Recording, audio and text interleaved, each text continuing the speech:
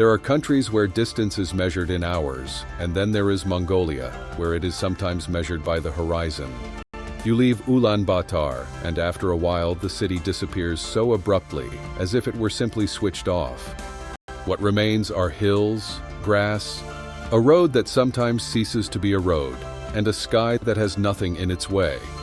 But the most unexpected thing in Mongolia is not the endless steppe. The most unexpected thing is that a large part of modern life here still condenses into one very cold city. In winter, Ulaanbaatar can greet you with a temperature at which Europe cancels classes. But here, people go to work, open shops, and sit in cafes.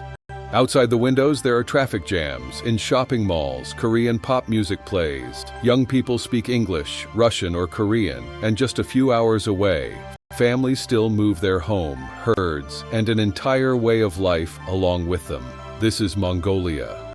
The country of Genghis Khan, but not a museum of the Middle Ages.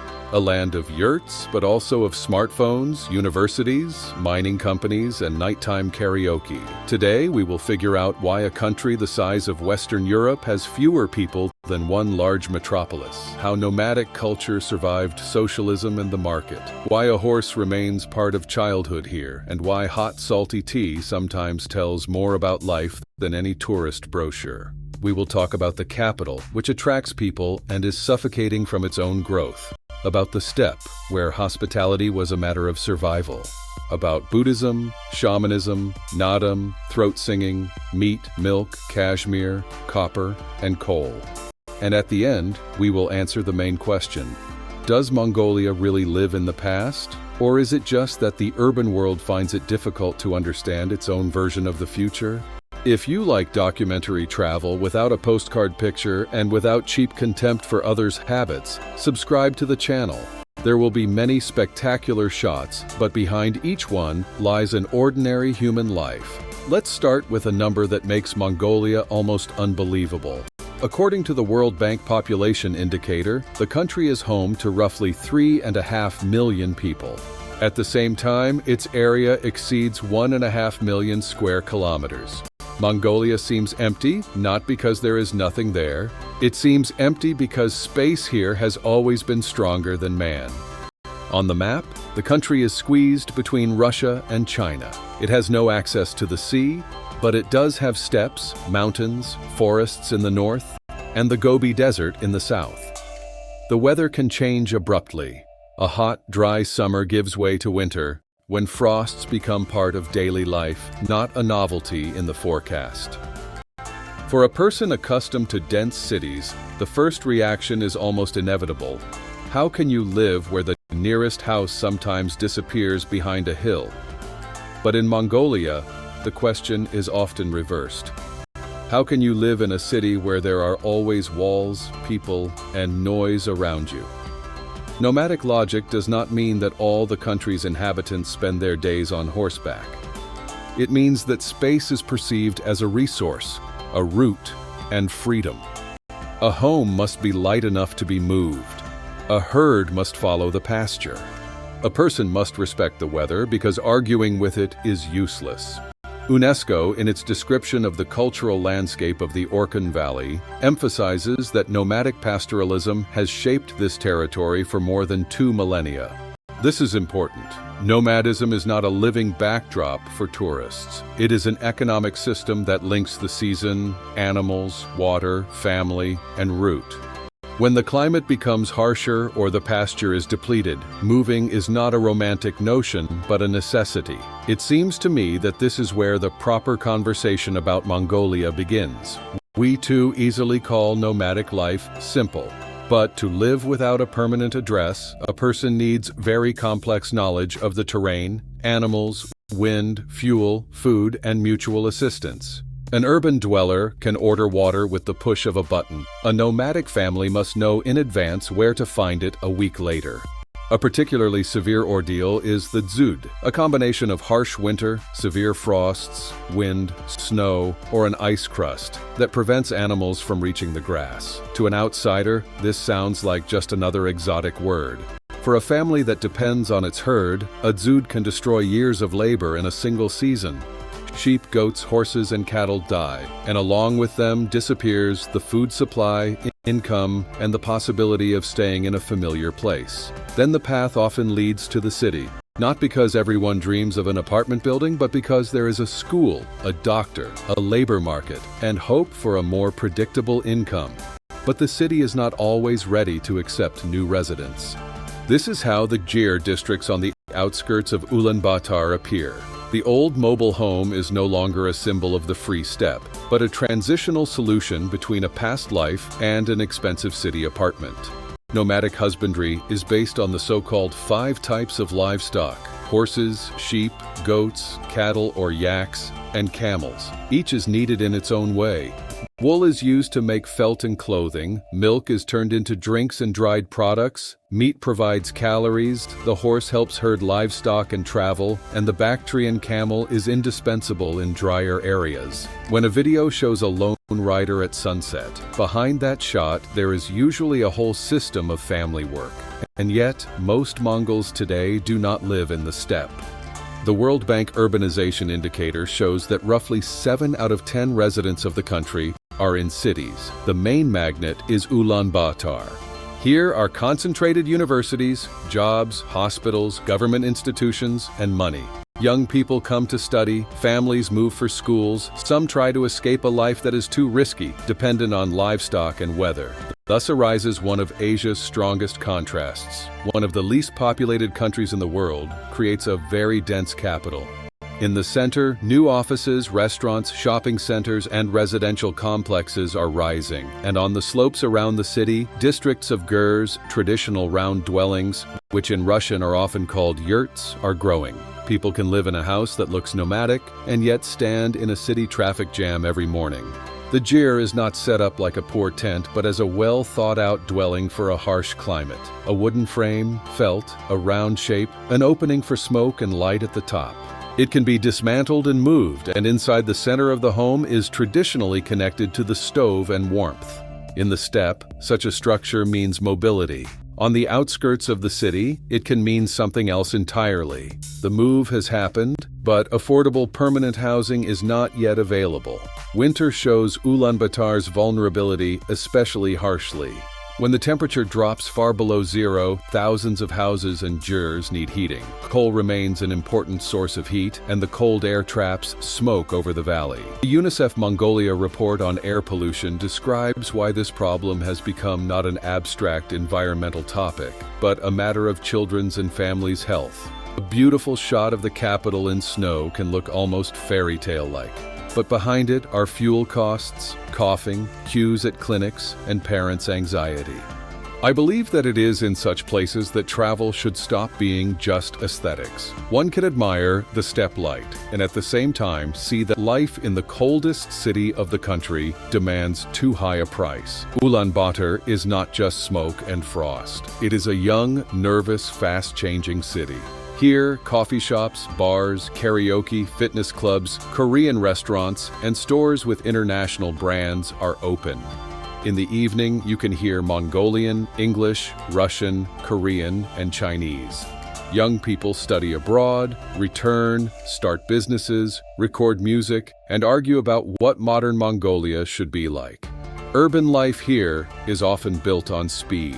In the morning, you need to get through traffic jams to school or work. During the day, handle matters at the bank. In the evening, meet friends, and then return home through the cold. In winter, a short walk can become a trial due to wind and temperature. In summer, the same area looks completely different. Terraces open, people sit on the streets, concerts and festivals take place. Ulaanbaatar knows how to change its mood with the season more strongly than many capitals. At the same time, modernity should not be confused with carefreeness. Young people have to think about rent, education, work, and whether to stay in the country.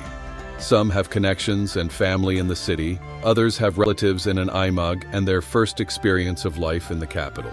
This gap in opportunities is not visible against the backdrop of a neon sign or an expensive car, but it is precisely what determines for whom global Ulaanbaatar seems like the future, and for whom a too expensive trial. It is especially easy to be mistaken when the conversation turns to women. On the cover of such a video, one wants to show a beautiful face in traditional costume or a girl in the night city. But Mongolia is more interesting not for appearances, but for the fact that education and urban independence have noticeably changed expectations of women's lives.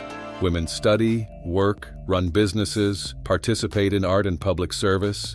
At the same time, family roles, childcare, and the pressure of traditions have not disappeared anywhere. One cannot say that all Mongolian women are equally independent, just as one cannot say that all men hold old views. In the capital, a small airag and a nomadic family, opportunities will be different. It seems to me that respect begins with refusing to turn women into a tourist attraction. The country reveals itself not when we assess faces, but when we understand who makes decisions, who earns, who cares for the family, and who can leave their familiar place. But even in a modern city, the Mongolian steppe remains nearby. Sometimes it is enough to hear the sound of the Morin khuur, a two-stringed instrument with a carved horse head on the neck. UNESCO, in a piece about traditional Morin khuur music, calls it a part of culture connected with animals, nature, and the nomadic way of life. This instrument can sound like a creaking saddle, the passing wind, or a galloping horse. The second musical form sounds even more unexpected. Khoomei, or throat singing, allows a single performer to hold a low fundamental note while simultaneously producing a high overtone. UNESCO, in its dossier on the Mongolian traditional art of khoomei, explains that this technique grew out of a relationship with surrounding sounds: water, wind, animals, and the mountain landscape. If you listen to khoomei for the first time, it seems as if the human voice is breaking the laws of physics. But there is no trick here for the sake of an audience.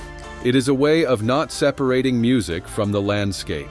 For a person from a megacity, silence often means an absence of events.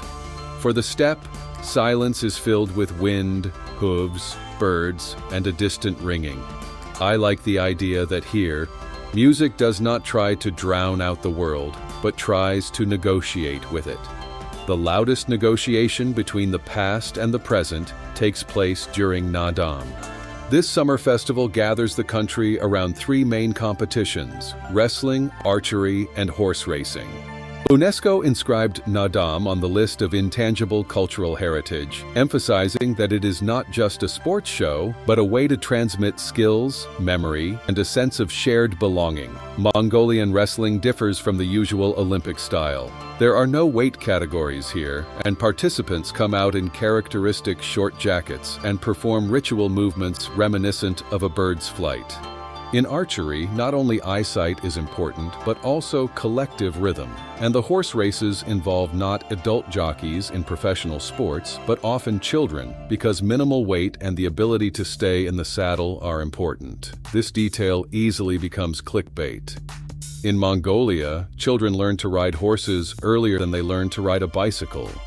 Sometimes in families connected to livestock farming, a horse indeed appears in a child's life very early. But turning this into a rule for every young child in the country would be untrue. Ulaanbaatar child might grow up among school buses, computers, and shopping centers, and see a horse only at a festival. I wouldn't romanticize risk for the sake of a beautiful legend. Naadam horse races for children are part of tradition and simultaneously a complex safety issue. It is precisely these contradictions that make the festival alive. A tradition does not have to be museum-safe and motionless. It changes, argues with itself, and seeks the boundary between pride and responsibility. Almost any road in the steppe leads to the question of hospitality. In a harsh climate, a stranger might not be a romantic traveler, but a person who urgently needs water, warmth, or directions. Therefore, the custom of receiving a guest and offering them food grew not from abstract kindness, but from a survival practice. A gur usually has an order that hosts understand without instructions. Inside, one should not randomly touch things, step on the threshold, or refuse every offer of food. But modern rules can vary from family to family. You should not enter any home without an invitation, because the tourist myth of open doors does not negate personal boundaries and security. If you are offered airag, fermented mare's milk, the taste might be unexpected. It is sourish, slightly carbonated, and not at all like sweet yogurt.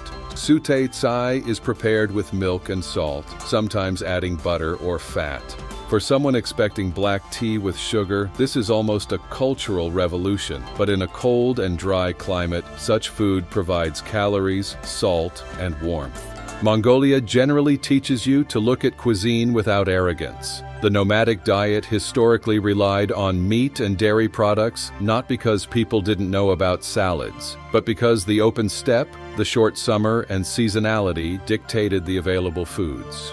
Booze are steamed meat dumplings. Korkog is prepared with hot stones inside a sealed container. Budog uses a similar logic of heat. Meat, milk, and dough here are not strange food, but a response to geography. In the south, the Gobi adds a desert scale to this geography, but the Gobi is not just a sea of sand from a commercial.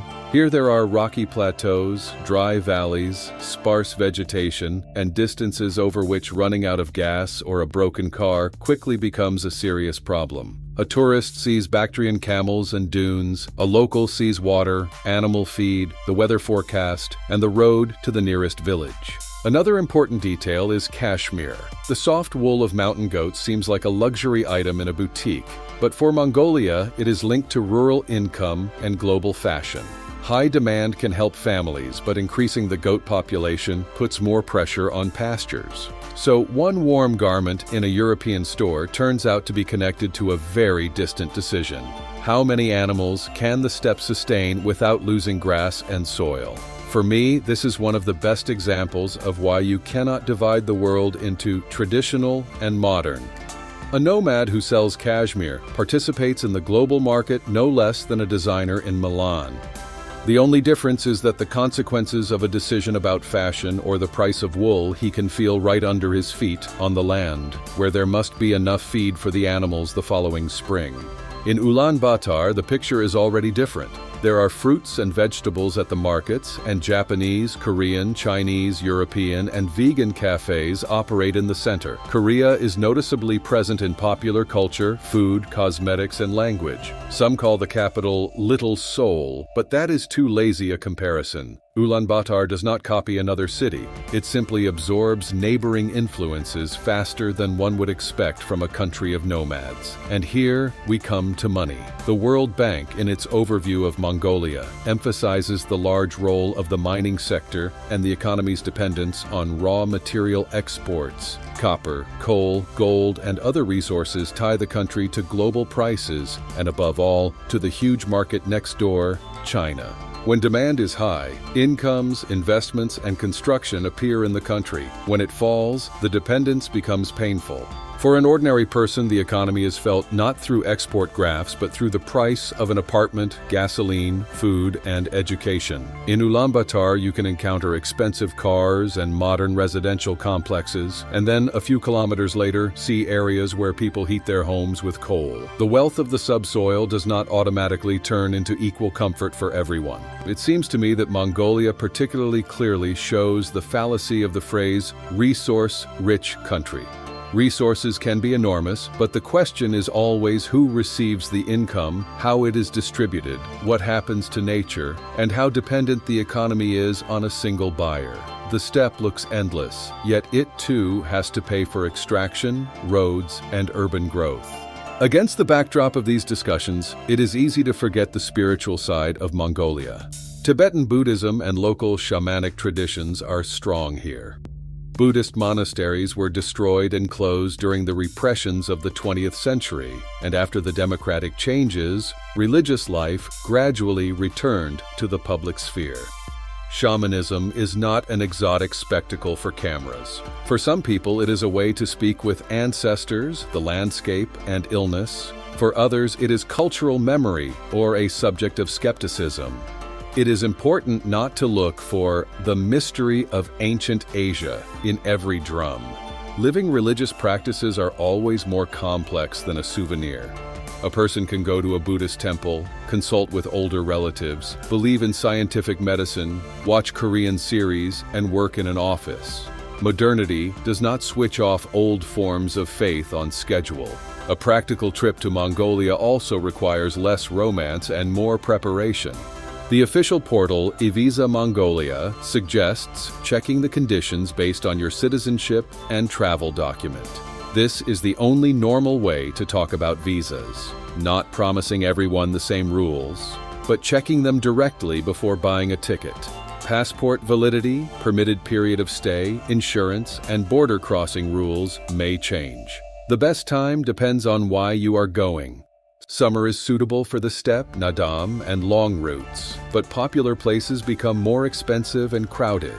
Spring and autumn offer different light and fewer tourists, but the weather can be harsh. Winter shows the true severity of Ulaanbaatar, but requires gear that is not sold at the last minute at the airport exit. Outside the capital, you cannot plan a route as if you were facing a European highway network. Roads can be unpaved, distances vast, communication unstable, and the weather can change plans faster than a map app. A good driver, a reliable company, a supply of water, warm clothing, and respect for time, these are not boring details, but conditions of safety. And one more thing, do not try to see real nomads in a few days. People are not obliged to show a guest their family life as a historical reenactment. It is better to buy a local service honestly, ask permission before filming, not hand out random gifts to children for the sake of a video, and not treat gurs as free backdrops for an overnight stay. Now let us return to the question from the beginning. Why does Mongolia seem both ancient and modern? Because nomadic culture here is not under glass. It continues to influence food, celebrations, music, attitudes toward the horse, the home, and the guest. But it no longer defines every day of all residents. Ulaanbaatar lives at the pace of an Asian capital, depends on universities, the extractive economy, international culture, and digital services. The steppe and the city do not cancel each other out. They argue, pull the country in different directions, and still remain parts of one home. Mongolia is... For me, the main paradox of Mongolia is that the country that looks the freest demands immense discipline from a person. There are no endless fences here, but there is frost, wind, distance, and dependence on other people. The freedom of the steppe does not mean loneliness. It means that everyone knows the value of warmth, of the road, of a guest, and of the word given to one's family.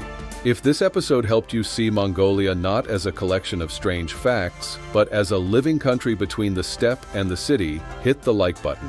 Write in the comments what surprised you the most. Ulaanbaatar in winter, a gyr in the city, Naadam, throat singing, or nomadic cuisine. Subscribe and turn on notifications. In the next journey,